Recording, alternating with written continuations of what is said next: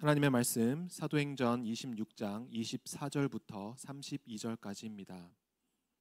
바울이 이같이 변명하매 베스도가 크게 소리내어 이르되 바울아 내가 미쳤도다. 내 많은 학문이 너를 미치게 한다 하니 바울이 이르되 베스도 각하여 내가 미친 것이 아니요 참되고 온전한 말을 하나이다. 왕께서는 이 일을 아시기로 내가 왕께 담대히 말하노니 이 일에 하나라도 아시지 못함이 없는 줄 믿나이다. 이 일은 한쪽 구석에서 행한 것이 아니니이다. 아그리빠 왕이여 선지자를 믿으시나이까? 믿으시는 줄 아나이다. 아그리빠가 바울에게 이르되 내가 적은 말로 나를 권하여 그리스도인이 되게 하려 하는도다. 바울이 이르되 말이 적으나 많으나 당신뿐만 아니라 오늘 내 말을 듣는 모든 사람도 다 이렇게 결박된 것 외에는 나와 같이 되기를 하나님께 원하나이다 하니라. 왕과 총독과 버니게와 그 함께 앉은 사람들이 다 일어나서 물러가 서로 말하되 이 사람은 사형이나 결박을 당할 만한 행위가 없다 하더라. 이에 아그리빠가 베스도에게 이르되 이 사람이 만일 가이사에게 상소하지 아니하였더라면 석방될 수 있을 뻔하였다 하니라. 아멘. 필리핀 선교 중에 함께하신 하나님께 감사의 박수를 한번 같이 올립시다.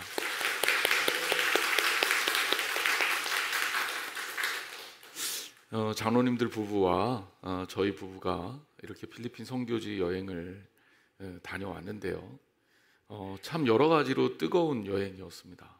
은혜를 받아서 뜨겁기도 했지만 체감 온도가 45도, 밖에 나가면 실제 온도가 38도, 가는 곳마다 에어컨은 없고요. 어떤 곳은 전기도 안 들어오고요. 이제 그런 곳에서 맛있는 것도 먹었지만 더위를 더 많이 먹은 그런 탐방이었습니다. 2주 만에 뵙습니다. 한 주를 필리핀에서 보낸 것 같은데 굉장히 우리 교인들을 오랜만에 본 것 같아요. 잘 지내셨죠? 저는 걱정 많이 했는데 여러분은 걱정 별로 안 하셨나 봐요. 우리가 필리핀 선교지 탐방을 간 이유가 있습니다. 오준섭 선교사님 파송하고 오 선교사님이 그곳에서 어떻게 일하는지를 직접 봐야만 저희들이 어떤 방식으로 도움을 줄 것인지 결정할 수가 있기 때문입니다. 그래서 하나님께서 장소를 떠나서 어떻게 일하시는지를 확인할 수 있는 여행이기도 했습니다.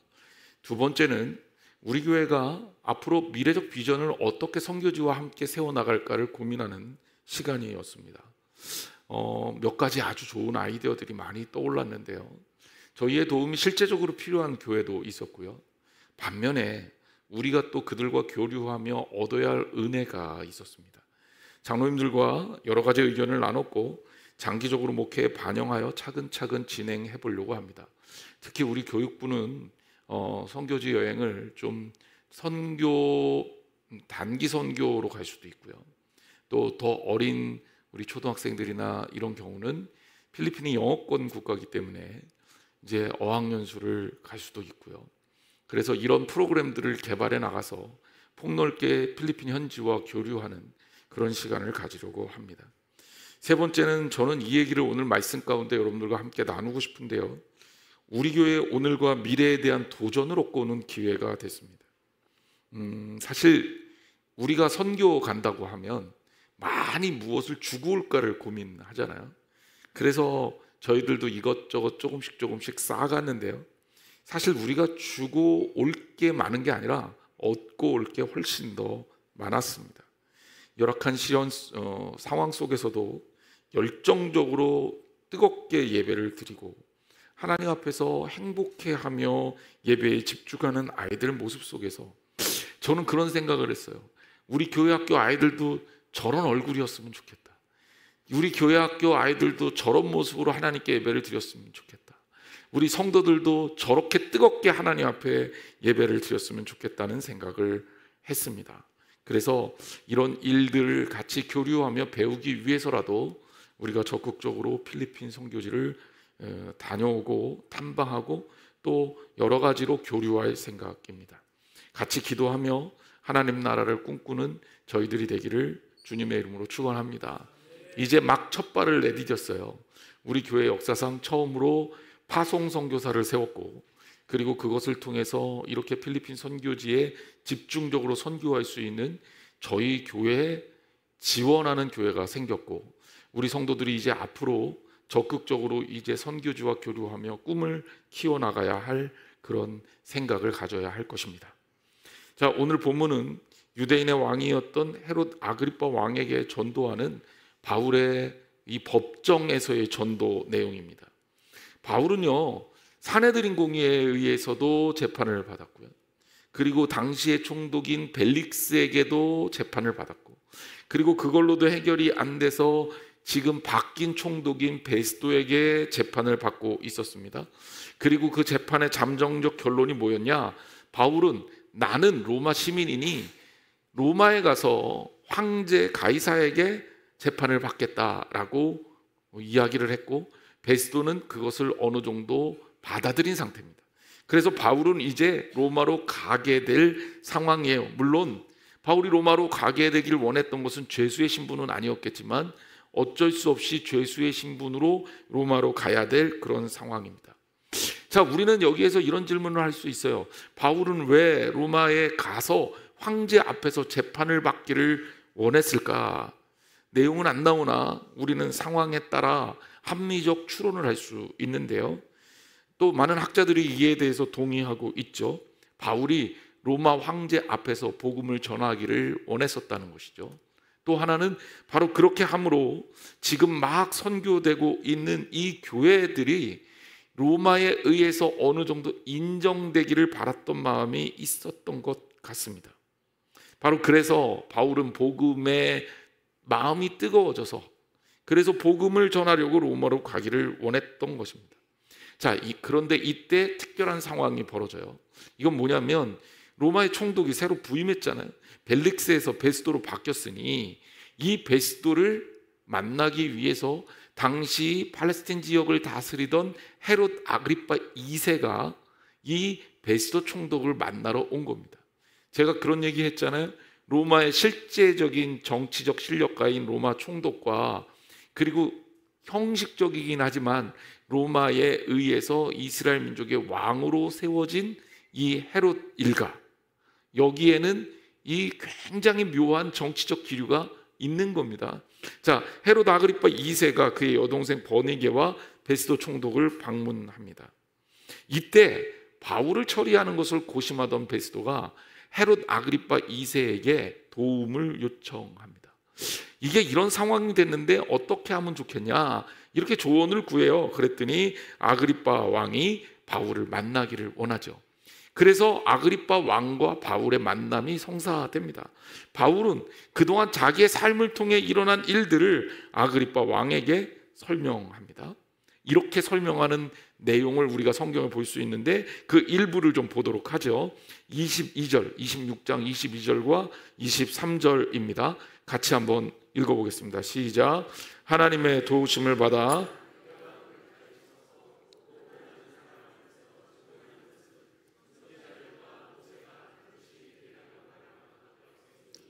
곧 그리스도가 고난을 받으실 것과 죽은 자 가운데서 먼저 다시 살아나사 이스라엘과 이방인에게 빛을 전하시리라 함이니이다 하니라. 베스도도 있고 아그리빠도 있는데 바울이 자기의 죄를 이렇게 좀 축소하거나 회피하는 방향으로 변호를 한 게 아니라 자기의 주장을 더 명확하고 담대하게 증거를 하는 겁니다. 이거는 거의 법정에 선 죄인의 수준이 아니에요. 그러니까 이 이야기를 들은 베스도가 뭐라 그러냐면, 자, 24절 말씀 보세요. 우리 같이 한번 또 읽어보겠습니다. 시작. 바울이 이같이 변명하매 베스도가 크게 소리내어 이르되 바울아 내가 미쳤도다. 내 많은 학문이 너를 미치게 한다 하니. 자, 베스도가 바울에게 한 이야기가 뭐냐면 너 미쳤구나. 이것도 크게 소리를 질렀다는 거예요. 야, 이 너 미친놈아, 너 미쳤구나. 제가 미친놈이라 소리해서 죄송합니다. 여러분들한테 한 얘기는 아닙니다. 하지만 이 얘기는요, 우리가 이미 익숙하게 알고 있는 내용입니다. 이 얘기를 누가 먼저 들었냐면 예수님이 이 얘기를 먼저 들으셨어요. 예수님이 공생의 사역 시작하시니까 예수님의 가족들이 예수님을 찾아왔습니다. 그리고 예수님을 데려가려고 그래요. 그때 그들의 입에서 예수님을 바라보면서 예수가 미쳤구나라고 그렇게 성경에 언급되어 있습니다. 미쳤다라는 말을 우리가 좀 잘 생각해 봐야 돼요. 미쳤다, 이 미친 현상에 대해서 다루는 학문을 이제 우리 심리학에서는 이상심리학이라고 합니다. 이상심리학이라는 단어는 이상의 반대말, 정상의 반대말이죠. 정상의 영어로 노말입니다. 그냥 보통이라는 거죠. 그리고 이 노말의 반대말에 앞에 접두어 A, B를 붙여서 abnormal이라고 얘기합니다. abnormal이란 말은 이상, 정상이 아닌 이런 뜻이에요. 즉 우리가 이 세상에서 미쳤다라고 얘기하는 것은 뭐 이렇게 막 정신이 나갔다 이런 것도 있겠지만 일상적이지 않다는 거예요. 정상에서 일반적인 데서 많이 벗어났다라는 이야기입니다. 그런 의미에서 말한다면 바울은요, 미친 게 맞아요. 왜 미쳤습니까? 여러분도 미친 게 맞아요. 저도 미친 게 맞습니다. 왜요? 우리는요, 예수님이 사람, 여인의 남녀 관계를 통해 태어나지 않았고 동정녀 마리아를 향해서 태어났다라는 것을 믿습니다. 이거 정상 아니에요. 죽은 사람이 살아날 리가 없는데도 예수 그리스도께서 살아났다는 것을 믿습니다. 그리고 신이 죽을 리가 없는데 신이 인간이 되셔서 인간으로서 십자가에 달려 죽으셨다는 사실도 믿고 고백합니다. 그 예수님이 40일을 함께 하시다가 하늘로 제자들이 보는 앞에서 올라가셨다는 것도 믿습니다. 여러분, 이런 거 믿는 사람을 우리는 뭐라 그래요? 미쳤다라고 얘기합니다. 게다가 우리가 더 미친 거는요, 그 예수님이 다시 올 것을 믿습니다. 생각해 보세요. 정말 많은 부분에서 우리는 정상이 아닙니다. 여기 바울을 보고 베스도가 미쳤다라고 소리를 치른 이유는 바울의 말이 너무너무 논리적이에요. 흠잡을 데가 없어요. 뛰어난 학문을 가지고 있고 많은 지식을 가지고 있어요. 그런데 그 뛰어난 학문을 가진 바울이 현실 파악을 못하고 자꾸 자기를 죽음으로 몰아넣으니까 그 답답한 마음에, 야, 너는 미쳤구나, 제정신을 차려라, 너 많은 학문이 너를 미치게 했구나 라고 얘기한 겁니다. 미쳤다라는 이 의미가 잘못됐다라는 말과는 다른 얘기입니다. 우리가요, 예수 그리스도를 온전하게 믿으면 세상적 기준에서는 정상이 아닌 것들을 믿을 수밖에 없습니다. 그럴 때 우리는 어쩌면 세상 사람들로부터 미쳤다라는 소식을 들을 수도 있습니다. 하지만 우리의 가슴 속에 하나님을 향한 뜨거운 마음이 있다면 우리는 그 소리를 들어도 괜찮습니다. 대학교 다닐 때 제 친구가 하나 있었는데 공부를 너무너무 잘했습니다. 얼마나 잘하냐면 전국 10등 안에 들었던 친구예요. 근데 이 친구가 이과에서 갑자기 문과로 전향을 하고 고등학교 3학년 11월 달에 수능 한 달 남겨놓은 상태에서 이과에서 문과로 전향해서 신학대학을 간다고 하니까 그의 부모님들이 교회 안 다녔는데 이 친구를 데리고 정신병원을 15군데를 돌아다녔다. 지금은 부모님도 교회 잘 다니시고 그 친구도 목회를 아주 잘하고 있습니다. 여러분, 이렇게 우리는 어떻게 보면 세상적 기준에서는 이해할 수 없는 말을 하고 이해할 수 없는 판단과 행동을 하는 사람들입니다. 그런데 이 바울은요, 아그리빠 왕 앞에서도 결코 주저함이 없어요. 본문 26절과 27절 말씀에 보면요, 왕께서는 이 일을 아시기로 내가 왕께 담대히 말하노니 이 일에 하나라도 아시지 못함이 없는 줄 믿나이다. 이 일은 한쪽 구석에서 행한 것이 아니니이다. 아그리빠 왕이여, 선지자를 믿으시나이까? 믿으시는 줄 아나이다. 바울이 아그리빠 왕을 향해서 이렇게 고백하니까 이 아그리빠가, 유대 왕 아그리빠, 헤롯 아그리빠 2세가 바울에게 이렇게 말합니다. 내가 적은 말로 나를 권해서 기독교인이 그리스도인이 되게 하려 하는도다. 너 나한테까지도 전도하냐? 너 나보고도 예수 믿으라고 하는 거냐? 너무 기가 막히지 않습니까? 그러면서 바울을 돌려보내고 아그리빠가 베스도 총독에게 이렇게 얘기합니다. 바울이 죄가 없구나. 그는 죄가 없고 만약에 그가 가이사에게 상소하지 않았다면 그는 석방되고도 남음이다.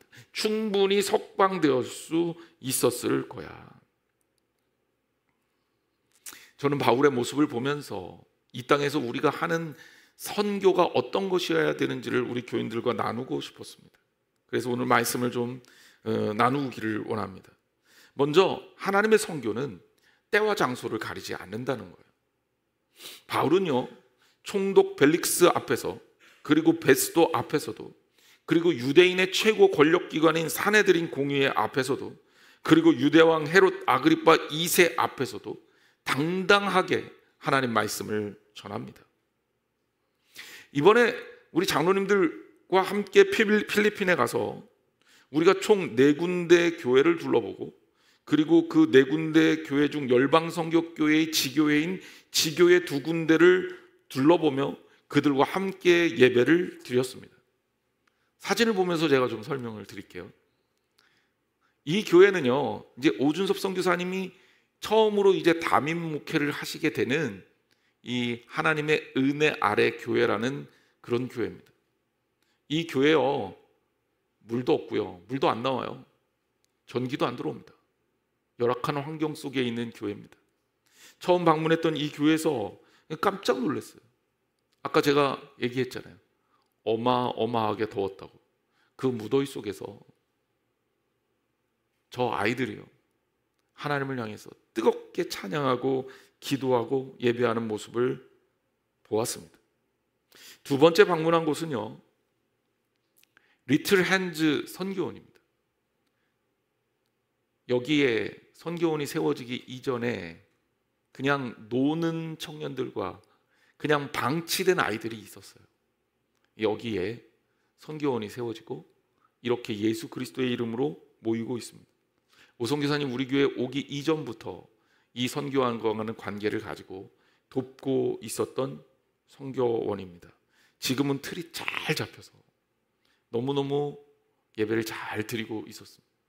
그런데 너무 더워서 우리 일행은 정말 저는 정신이 혼미해질 정도로 더웠어요. 쟤들은 어떻게 그렇게 말짱하게 예배를 잘 드리는지 이해가 안 갈 정도였지만 그랬습니다. 세 번째 교회는 망고나무 교회입니다. 교회 이름이 특이하죠. 여기가 우리 선교지와 관련이 있는데요, 오성교사님이 우리 교회에서만 파송된 게 아니라 NGO 단체인 오픈엔즈와 함께 파송을 한 겁니다. 이 오픈엔즈, 필리핀에서 오픈엔즈는요, 이 물이 없는 지역에 이 우물을 파는 사업과, 그리고 그것보다 더 중요한 이 오염된 물을 필터로 정수해서 마실 수 있게 하는 사업을 하거든요. 그 일을 오성교사님이 하고 있는 겁니다. 그걸 또 하러 갔어요. 여기 필리핀 현지에 직원들도 3명이 있고, 그리고 파트타임 직원들은 한 30명 정도 되는 그런 곳입니다. 여기에 농장이 있고 사무실이 있어요. 그리고 그 사무실에 교회가 세워졌습니다. 그게 바로 이 교회고요. 우리는 토요일 날 어린이 예배를 함께 했습니다. 몇 번 이제 시작한 지 얼마 안 돼서 이제 교회는 뭐 아이들이 많이 오기는 했지만 조금 더 이제 좀 성장을 해야 됩니다. 근데 여기에는 그 망고 농장이 있어요. 그래서 이 교회 이름이 망고나무 교회입니다. 망고 농장에 망고 열매가 열렸습니다. 날짜만 잘 맞으면 여러분 가서 직접 따먹을 수 있어요.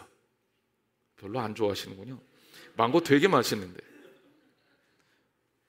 자, 그날 우리는 보고만 왔습니다. 아직 저희가 따먹을 수 있는 망고 상태는 아니어서. 그리고 우리가 주일날 함께 예배하러 들렸던 곳은 필리핀에 우리가 협력 선교사로 지원하고 있는 박연용 선교사님이 목회하고 있는 열방 선교 교회입니다.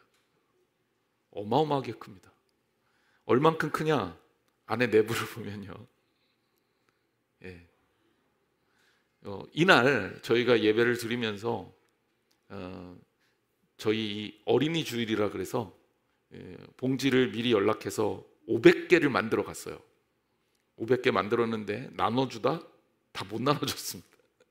그래서 뒤에는 그냥 못 받고 은혜만 받고 갔어요.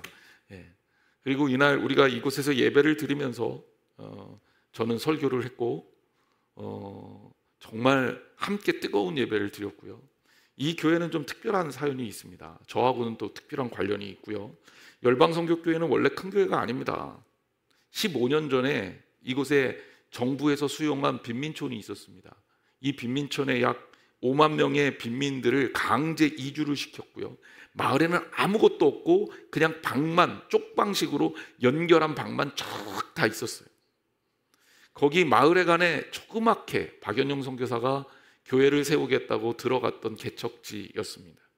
그때 제가 처음 십자가를 들고 그 교회의 시작과 함께 선교팀이 방문했던 그런 교회고, 그 마을에 간에 처음으로 제가 목회하던 교회에서 청년들이 십자가를 걸어줬습니다. 그랬던 교회가 지금 15년 만에 500개의 과자 봉지가 모자랄 정도로 선교지가 크게 되었고요. 실제 이 교회는요 7개의 지교회로 나뉘어 있습니다. 그리고 7개 지교회에서 예배를 드리고 그 예배드리는 인원은 700명, 800명까지 되는데 거기에 월 1회 통합 예배를 드리고 있고요. 이 통합 예배를 드렸던 것이 바로 이날 우리와 함께 드렸던 이 어린이 주일 예배입니다. 지교회는 참 인상적이었는데요. 지교회 어린이 예배는 중학생의 예배를 맡아서 진행하고 있었고 고등학생들은 뒤에서 간식거리를 챙기고 있었습니다. 정말 인상적이었습니다. 이미 그들이 예배를 이끌어갈 수 있는 영적 수준을 갖고 있었던 겁니다. 여러분, 저는 선교지 교회를 방문하면서 저는 여러 가지 것들을 느꼈지만 무엇보다도 하나님은 장소를 불문하고 이곳에서 일하시는 것을 느꼈고, 우리가 선교하는 것뿐만이 아니라 하나님의 선교는 곳곳에서 되어지고 있다는 것을 다시 한번 확인했습니다. 필리핀 열방선교교회에서 500명이 넘는 현지인들과 함께 예배를 드리면서 그날 오준섭 선교사님은 열방선교교회 7개 지교회로 파송받는 목사님과 함께 이침식을 합니다. 그래서 오준섭 선교사님은 저 하나님의 은혜 아래 교회로 파송을 받고, 하나님의 은혜 아래 교회에서 목회를 하던 목사님은 이 열방선교교회 지교회 중 하나를 맡는 현지인 목회자로 서게 됩니다. 그리고 그 이침식, 그리고 제가 그날 설교를 했어요.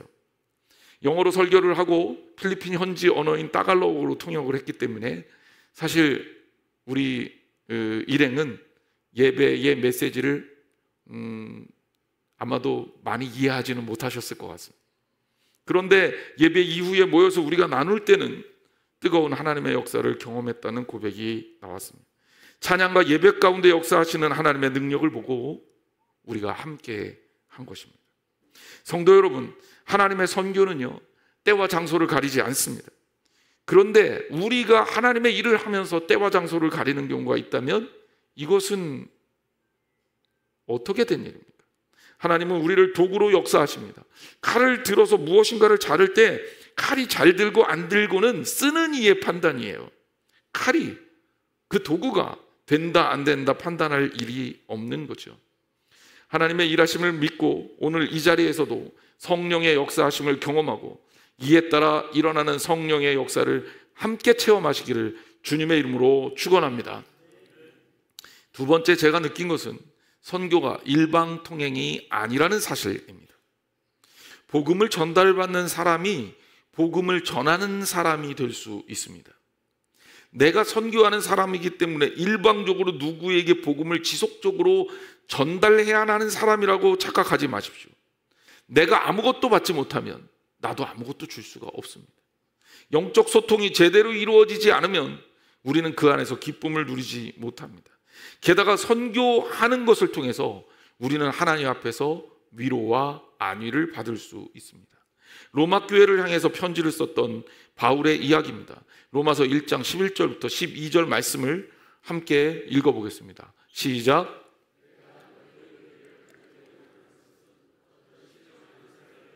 나누어 주어 너희를 견고하게 하려 함이니 이는 곧 내가 너희 가운데서 너희와 나의 믿음으로 말미암아 피차 안위함을 얻으려 함이라. 아멘. 바울이 로마 교회에 편지를 합니다. 그러면서 내가 로마 교회 교인들을 보기를 원한다고 고백합니다.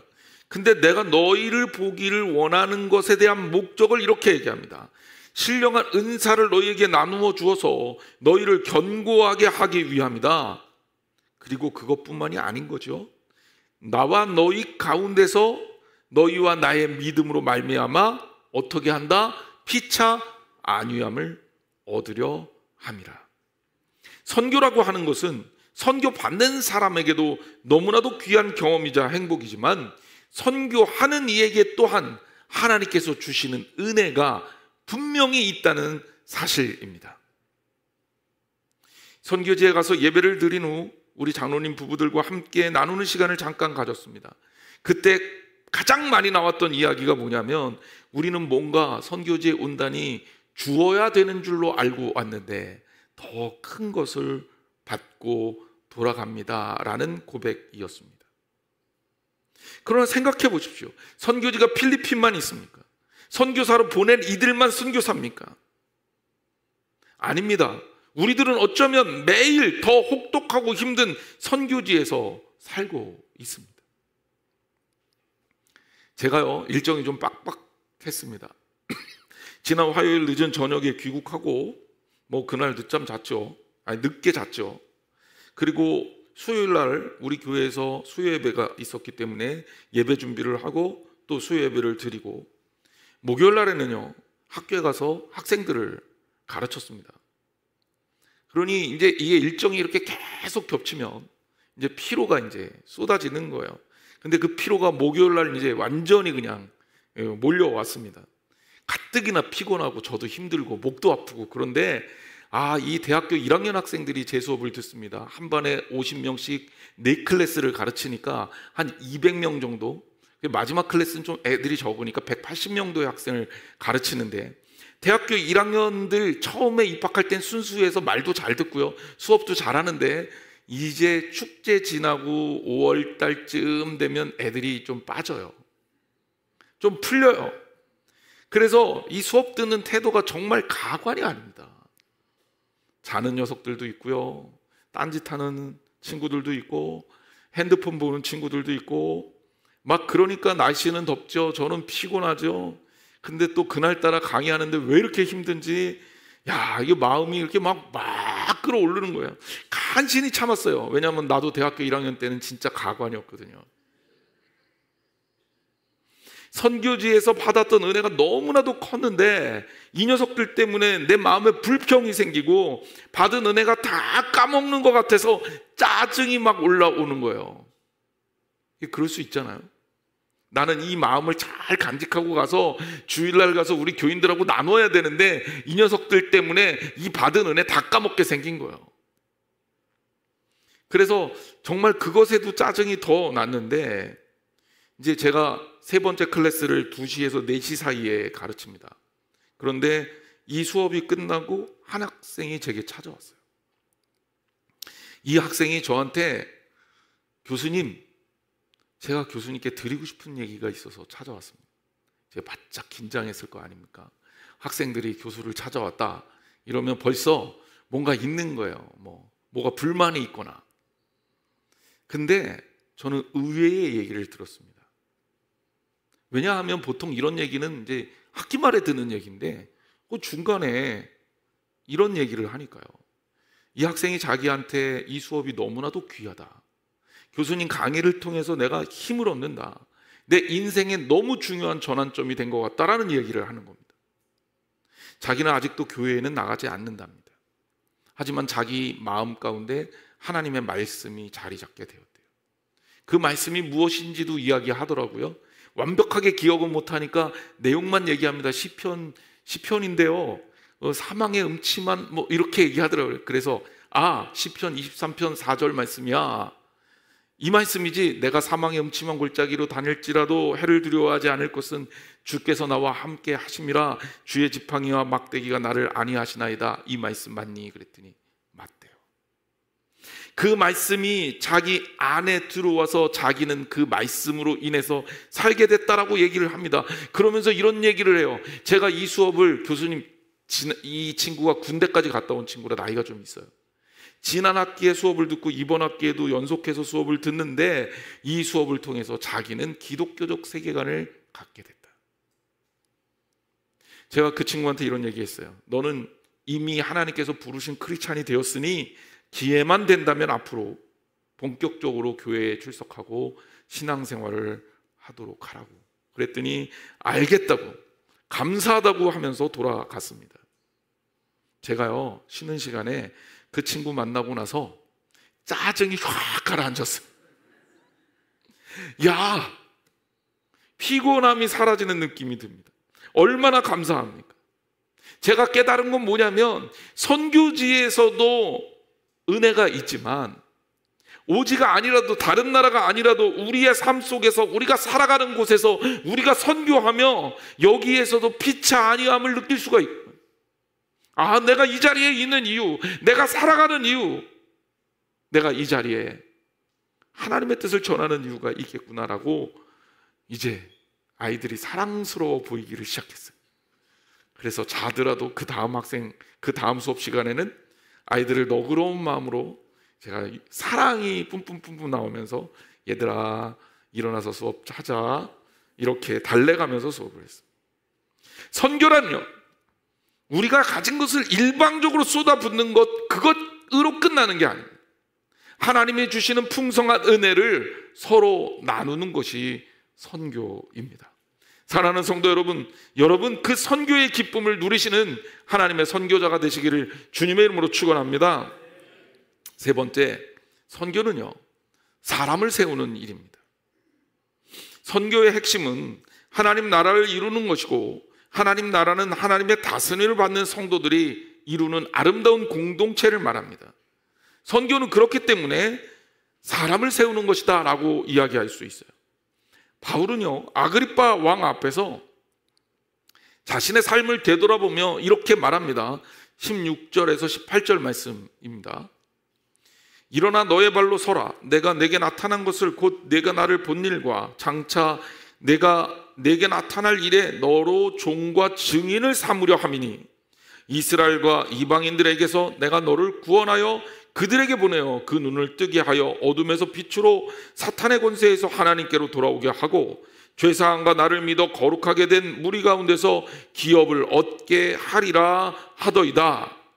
자, 이 얘기는 바울의 이야기예요. 바울 자신의 이야기를, 자신이 만났던 예수 그리스도를 통해서 들은 이야기를 아그리빠 왕에게 증인하는 거예요. 내가 나를 본 일과 장차 내가 내게 나타난 일에 너로 종과 증인을 삼으려 함이다. 즉 바울을 하나님께서 세우신 거예요. 하나님께서 바울을 세우셔서 얼마나 많은 일을 하셨습니까? 바울이 그러면서 한 일이 또한 무엇입니까? 사람을 세우는 일이었어요. 루디아를 세워서 교회를 개척했고, 브리스길라와 아굴라, 디모데, 디도 등 수많은 사람을 제자로 삼았을 뿐 아니라 키워내서 좋은 목회자와 평신도로 세웠습니다. 그리고 초대교회는 이것을 통해 부흥하게 돼요. 우리 교회가 해야 될 일이 뭐냐? 우리 한국교회가 해야 될 일이 뭐냐? 우리가 해야 될 제1번 선교가 뭐냐? 교회 안에서 새로운 리더십을 계속 세워나가는 일입니다. 그리고 하나님의 기뻐하시는 선교를 확장해 나가는 거예요.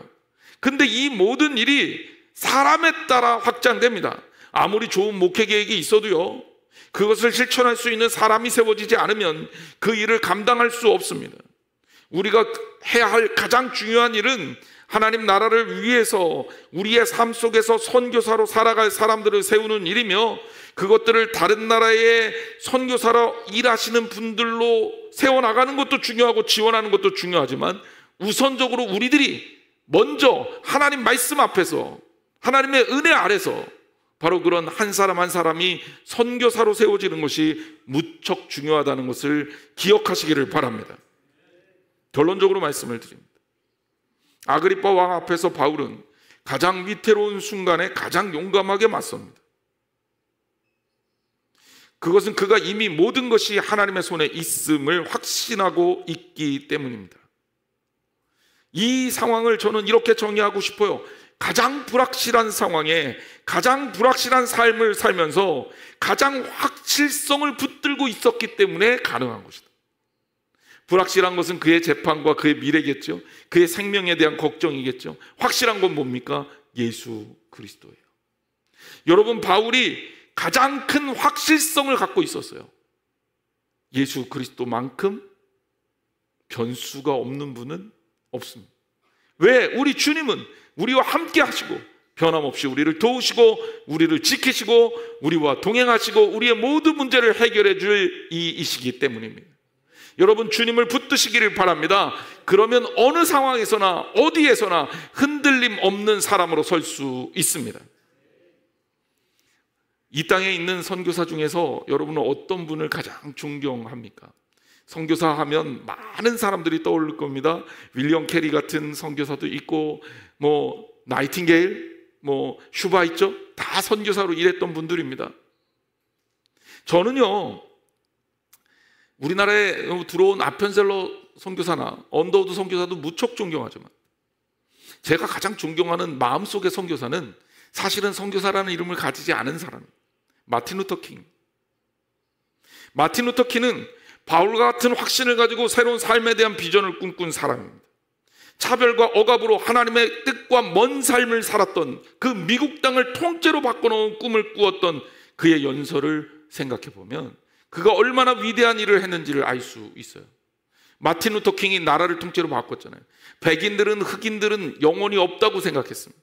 그들이 영혼이 없고 정상적인 인간이 아니어야 그들을 노예로 부리는 것이 정당화될 수 있었기 때문이에요.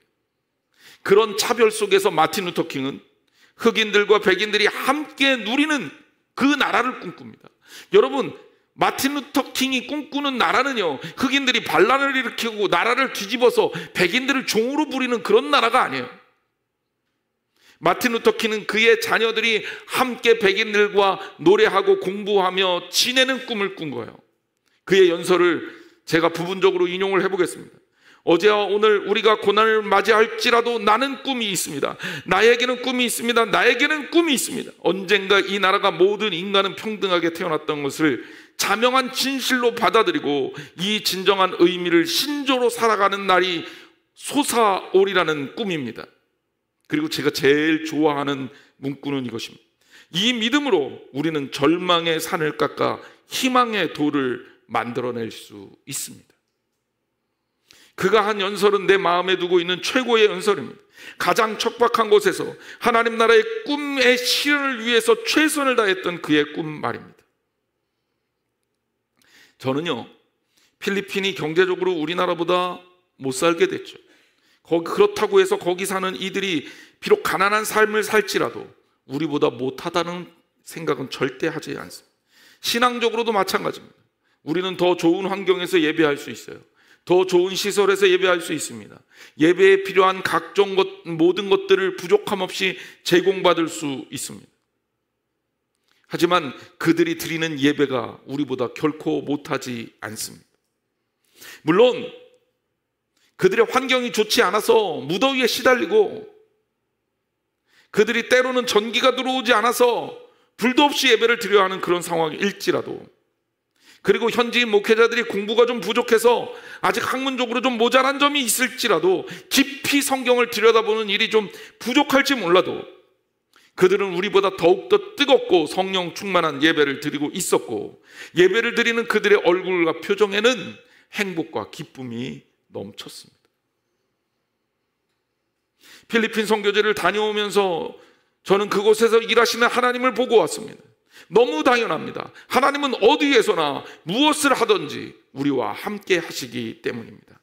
그리고 우리 교회와 성도들을 선교를 위한 기도가, 그리고 파송한 선교사가 헛된 일이 아니었음도 확인하고 왔습니다.